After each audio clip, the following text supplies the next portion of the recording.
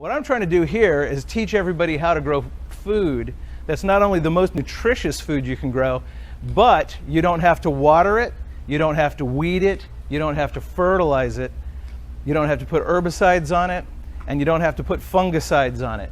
Because what we're going to do is we're going to grow our food the way nature grows its food, which is, if you ever go out in the woods, nobody's watering any of that, right? You can have everybody's talking about a drought, yet out in the woods, there's no drought.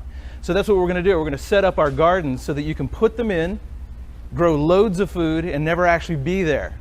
Permaculture originally was permanent agriculture, and the whole point of it was so that you could put food in. I'm talking on a farm scale, on huge scales, where you just put the food in and it constantly gives you food, and you don't have to go back and redo everything. So you won't have to go in and till a field. As a matter of fact, that's a bad thing. You won't have to go back and replant everything. It actually takes care of itself, and it'll put out, from what I understand, up to 8 times the food per acre as regular monocropped agriculture. It's real easy to do 2 times the amount of food, and I've actually seen 4 times the food with no problems, but reportedly 8 times. But permanent agriculture has actually become permanent culture. This is what they're saying now, is that it's permanent culture because every last thing you do in your life has something to do with how it affects. This is got to look at it like it's a business plan. Like if I'm going to put money into a system, I want it to pay me back. It's got to be an asset. And if I'm going to run a business, I want to be able to start that business and walk away from it, and it continues to run. So this is why we're going to call it permanent culture, because everything you do in your life can be run with the same tenets as permaculture has been with agriculture. And you always hear the word sustainable. Sustainable is not really that wonderful. We want to call it regenerative.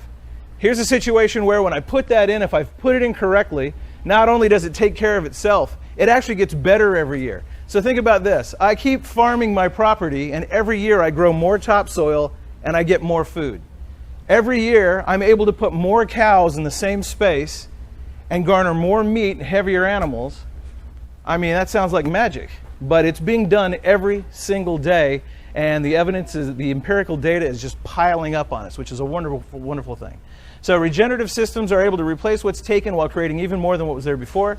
And we're especially interested in the word resilient, because I look at resilience as it's an insurance policy. What happens if you're out, we're in a situation where there's no supply line, no Walmart, no place you can turn, no fertilizer company, no nothing, and then some nasty thing happens and all your plants die.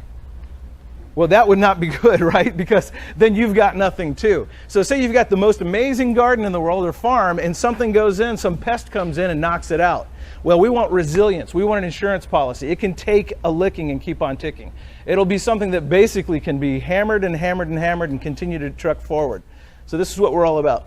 Now, most important thing, grow your herbs, your flowers, and your food in the same garden, okay? This is the most important thing, because when I plant my herbs are nothing more than weeds that we cultivated forward for their medicinal and their flavoring, properties. Flowers bring the insects in. They're sort of the sentinel of the garden. They keep everything sort of balanced insect-wise.